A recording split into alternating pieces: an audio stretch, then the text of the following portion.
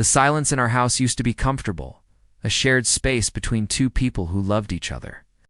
Now, it was a weapon my wife Clara wielded with expert precision. It had been weeks of monosyllabic answers, of her phone being perpetually face down, of late nights at the office that smelled faintly of a cologne I didn't own.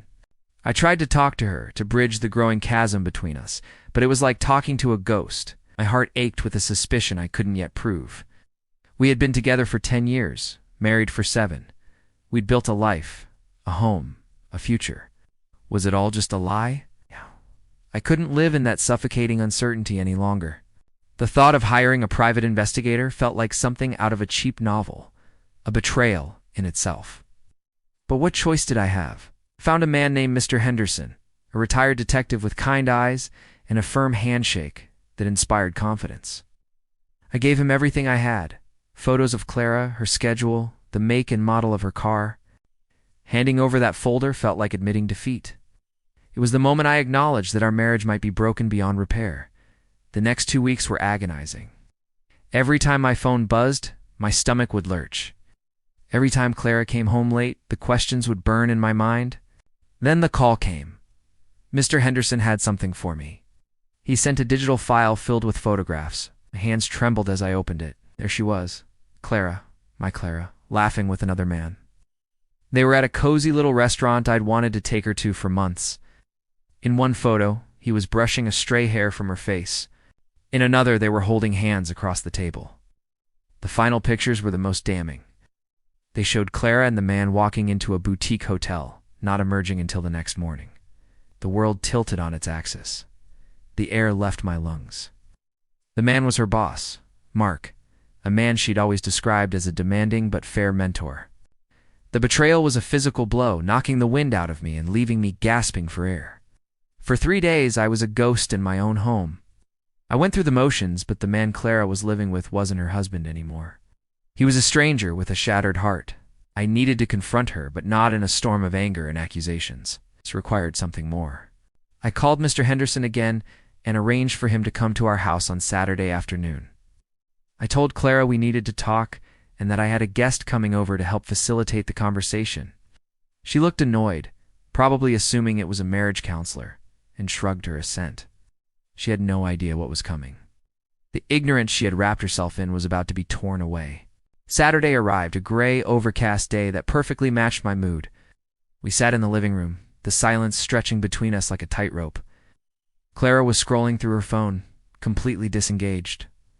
At exactly 2 p.m., the doorbell rang. I stood up, my heart pounding against my ribs, and opened the door. There stood Mr. Henderson, looking professional and somber in a neat suit. I led him into the living room. Clara, I said, my voice steady despite the tremor in my hands. This is Mr. Henderson. I hired him to find out why you've been coming home so late. The change was instantaneous. The moment Clara's eyes landed on Mr. Henderson, all the color drained from her face. She went from casually bored to ghostly pale in a heartbeat. The phone slipped from her fingers and clattered onto the hardwood floor. Her mouth opened, but no sound came out. She knew. In that single shattering moment, she knew her lies had been uncovered. Mr. Henderson didn't say a word, simply placed a large manila envelope on the coffee table between us. The thud it made was the loudest sound I'd ever heard. It was the sound of our marriage ending. "What is this?" she finally whispered, her eyes wide with panic, darting between me and the envelope. "You know what it is, Clara?" I replied, my voice devoid of the anger I expected to feel. All that was left was a profound, hollow sadness. It's the truth. The truth you tried so hard to hide. She shook her head, a desperate, frantic motion. "No, you don't understand. It's not what it looks like." But we both knew it was. The evidence was right there, waiting to be seen. Mr. Henderson, ever the professional, cleared his throat. "Ma'am, the photos document your meetings with Mark Reynolds over the past 2 weeks, including your overnight stay at the Grand Hotel on the 14th. Her facade crumbled completely. The defiance vanished, replaced by tears that streamed down her face. She didn't even try to make more excuses. She just sat there, broken, as the reality of her actions crashed down upon her. I looked at the woman I had loved for a decade, and I felt nothing. The love had been corroded by the lies, eaten away by the betrayal, until only a void remained. There was no screaming match, no dramatic showdown, just the quiet, devastating finality of the truth. I knew what I had to do. "I want a divorce, Clara," I said, and the words, as painful as they were, felt like the first step toward breathing again. The weeks that followed were a blur of lawyers and paperwork. Clara moved out, taking with her the life we had built. The house felt empty, but not in a sad way. It felt clean. The oppressive silence was gone, replaced by a quiet calm that was all my own. I started reclaiming the space, painting the walls a new color, rearranging the furniture. It was a slow process, healing from a wound that deep.